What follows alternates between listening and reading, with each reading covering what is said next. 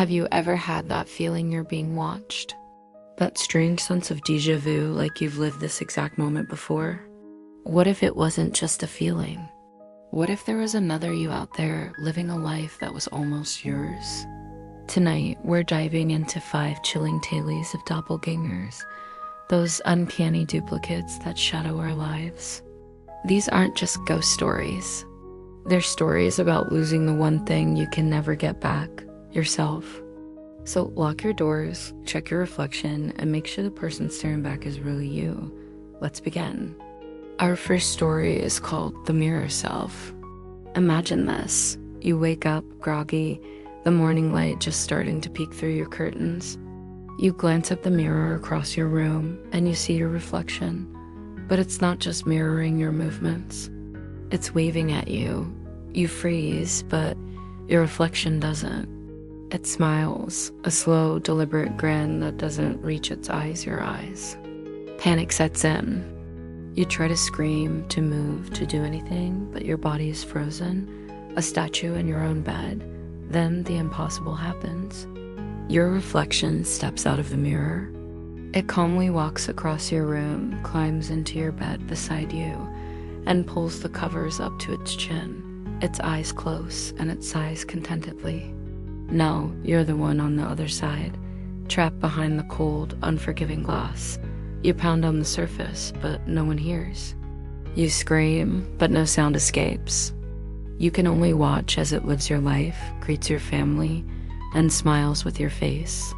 And every morning, it wakes up, looks into the mirror, and winks at you before starting its day your day. How long would you watch before you broke? Next, we have a story that will make you think twice before answering your phone. It's called The Silent Call. It's late at night. You're home alone, the house is quiet, and you're just about to head to bed. Suddenly, your phone rings. You check the caller ID, and your heart drops into your stomach. It's your own number, a prank you think. Reluctantly, you answer.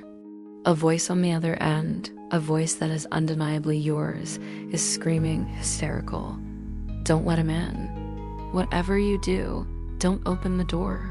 The line crackles with panic and terror. He's right behind you. He looks just like the call cuts out. Just then, there's a soft knock at your front door.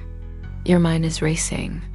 The voice on the phone, it sounded so real, so desperate. It was you, but you're right here. Hesitantly, you walk to the door and peer through the peephole. Nothing, just the empty porch. Against your better judgment, you unlock the deadbolt and slowly swing the door open. The porch is empty. You feel a small wave of relief wash over you, but then you feel a cold breath on the back of your neck. A familiar voice, your voice whispers right in your ear, too late. You turn around, and there you are, standing right behind yourself, a wide, unsettling grin stretching across your face. You never even saw it coming. Our third story takes us out into the street, where shadows play tricks on the mind. Or do they? This one is titled, The Shadow in the Street. You're walking home after a long day. The sun is set, and the streetlights cast long, dancing shadows on the pavement. You get that prickly feeling on the back of your neck, the one that tells you you're not alone. You glance over your shoulder. Far behind you, under a distant streetlight, is a figure. It's walking at the exact same pace as you, mimicking your every step. As it gets closer, you can make out more details. It's wearing your clothes, it has your posture, your gait, it has your face.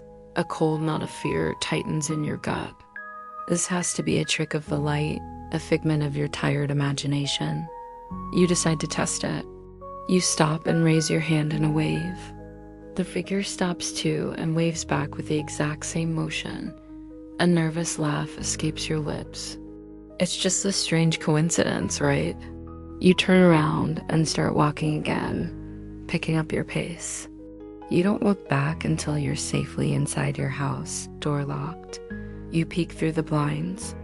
The street is empty. The figure is gone. You breathe a sigh of relief. But the next day, and the day after that, you keep seeing it. in reflections in shop windows, in the crowd on the bus, always in the distance, always waving. Then one day, you glance in your own hallway mirror, and your reflection waves back at you, even when you're standing perfectly still. It didn't disappear. It just got closer. Now, for a story that blurs the line between waking and dreaming, the sleep switch. You jolt awake in the middle of the night. The room is dark, but you can feel it. You're not alone. Your eyes slowly adjust to the gloom, and you see a shape in your bed. Someone is lying next to you, perfectly still. But you live alone. Your heart pounds against your ribs like a drum. You slowly reach out and turn on your bedside lamp. The light floods the room, and you see them clearly. It's you, lying there, sleeping peacefully in your spot in your bed. You're frozen, unable to process what you're seeing. Are you dreaming? Is this a nightmare? You try to move, but you can't. You're not in your body. You're somewhere else, standing by the bed, looking down at yourself. The figure in the bed begins to stir. Its eyes flutter open. They look directly at you, standing there in the dark. There's no fear, no confusion, just a calm, knowing gaze. You manage to find your voice, a weak, trembling whisper that doesn't feel like your own. Who are you? The person in the bed sits up, stretches, and smiles a gentle, rested smile. It answers in your own voice, clear and strong. I'm you, it says. Finally awake. And you realize with dawning horror that you are the one who was asleep all along. Our final story for tonight is a neighborhood nightmare called The Neighbor's Smile. It's a beautiful afternoon. You're out in your front yard, maybe watering the plants or getting the mail. You see your neighbor across the street and give them a friendly wave, but they don't wave back. They just stand there staring. Then they start walking towards you, slowly, deliberately, never breaking eye contact. As they get closer, you notice something is wrong. Terribly wrong. Their face. It's not their face anymore. It's yours. Every detail, every line, every expression is a perfect copy of your own. You stand there, paralyzed, as this duplicate of you gets closer and closer. It stops just a few feet away, its head tilted slightly, a small, unnerving smile playing on its your lips. It doesn't say a word, it just watches you. Then it turns and walks away, disappearing back into its own house. From that day on, your life becomes a living hell. Every time you look out a window, you see it. Sometimes it's your neighbor across the street, standing in their window, smiling that same creepy smile. Sometimes it's the person walking their dog down the block, or the mail carrier, or a child playing in their yard, all with your face. The world outside your home has become a gallery of you, a sea of smiling doppelgangers. And the worst part? When you look in the mirror, you see them all reflected behind you, their smiles growing wider, waiting for you to join them. And that brings us to the end of our journey into the uncanny valley. 5 stories of stolen identities and fractured realities. It makes you wonder, doesn't it? The next time you see your reflection or catch a glimpse of a stranger who looks a little too familiar, take a closer look. Make sure it's just a coincidence. Thank you for spending this time with me tonight.